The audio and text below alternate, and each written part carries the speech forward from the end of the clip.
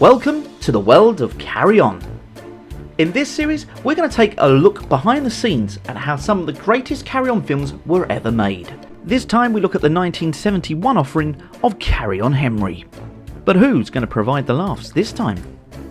Sid James as Henry VIII. Kenneth Williams as Thomas Cromwell.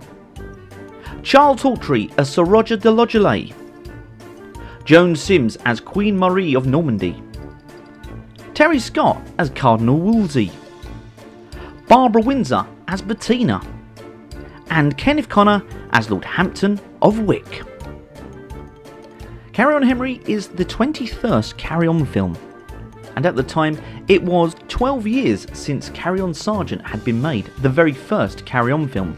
Whilst the cast isn't huge, it was the first time that Williams and Connor had appeared together since Carry On Cleo, some 7 years before this film was made.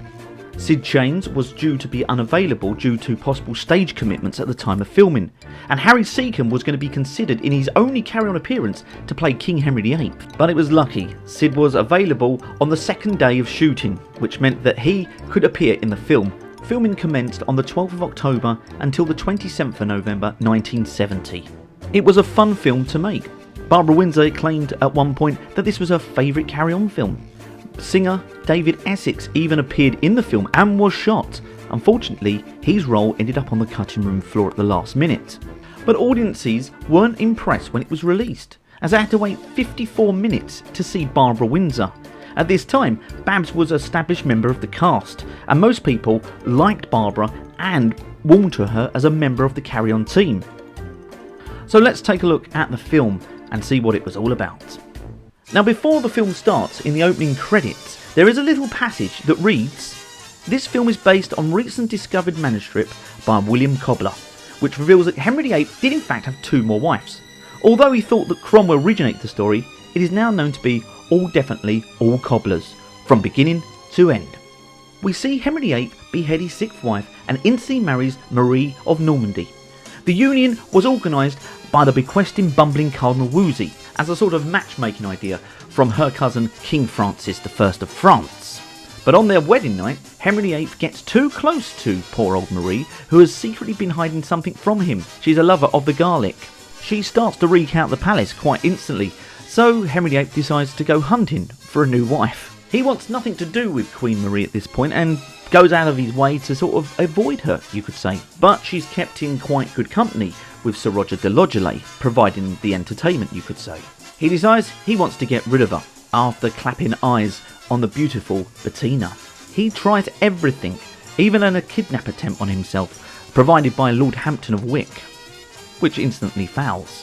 The only thing to do is to claim Marie's infidelity with Sir Roger de Lodgeley. All he wants is a simple confession. But this is when King Francis appears, and he wants to see his cousin, Marie, who has been confined in the tower. He claps eyes on Bettina, who admits where Queen Marie is being kept.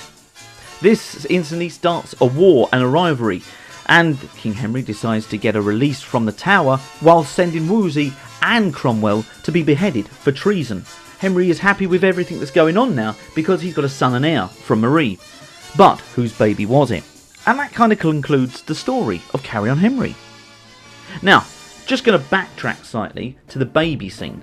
There was a cut scene that was actually meant to picture the baby inside the crib. And the baby's face was in fact that of Terry Scott, so presumably he was the father of the baby. However, the producers decided to cut it due to keep the audience guessing a little bit more about who was the actual father. The film was released the following year on the 17th of February 1971. The film did quite well at the cinema and audiences critically enjoyed it. However, the critics had a different critique on this and felt that Sid James' persona was a little bit leering and a little bit over the top. In a Southern TV interview that Sid gave, he was basically commending the critics and basically admitting in a very tongue-in-cheek way to say, yeah, I played the internal dirty old man. He wasn't going to let that bother him, of course. So overall, Carry On Henry is regarded as an average Carry On film. Yeah, it's great, it's historically incorrect, but hysterically funny. And it's probably the last time we get to see a real good historical romp in the series. Thanks for watching. Until next time, carry on laughing.